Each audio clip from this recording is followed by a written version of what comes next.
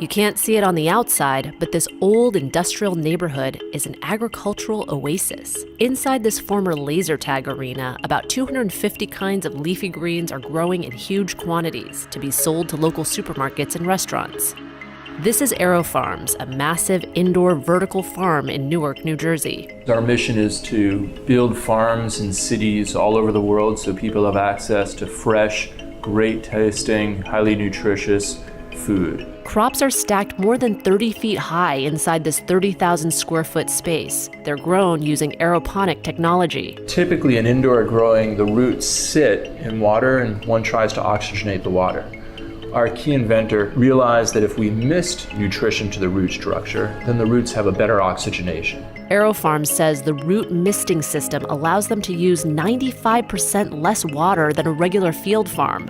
They also use no pesticides or herbicides. Instead of soil, plants are grown in reusable cloth made from recycled plastic. And instead of the sun, there are rows and rows of specialized LED lighting. A lot of people say, sunless, wait, plants need sun.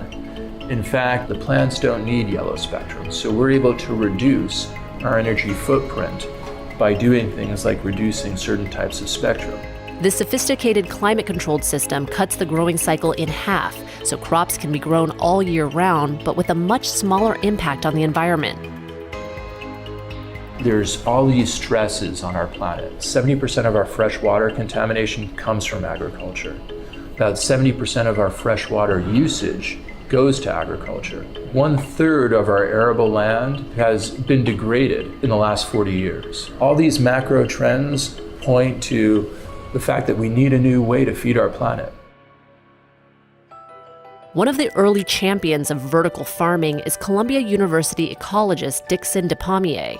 In 1999, DePommier and his students proposed that vertical farms could feed overpopulated cities while using less land and less water. They would also cut greenhouse gases by eliminating the need to transport food over long distances. And the idea is finally taking root.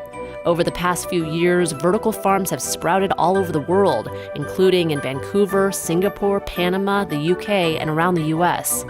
Here in Newark, Aero Farms is building out another new farm in a former steel mill, one that's bigger than a football field. Once it's fully operational, it's expected to produce 2 million pounds of greens a year, all grown vertically. We listen to the plants very carefully to try and understand what they're telling us and try and optimize all these different qualities of a plant. It's a tough business, but it's one that's going to stay and it's going to have a bigger and bigger impact. Do you think vertical farms will help solve our food production problems? Let us know in the comments below. And check out this next episode to see how this major U.S. city is striving to become zero waste. When I started at Recology 23 years ago, the recycling rate was around 38%. Today, we've more than doubled that. So far, San Francisco has diverted 80% of its waste away from landfills, and its success has been getting global attention. Thanks for watching, and be sure to subscribe for more Seeker stories.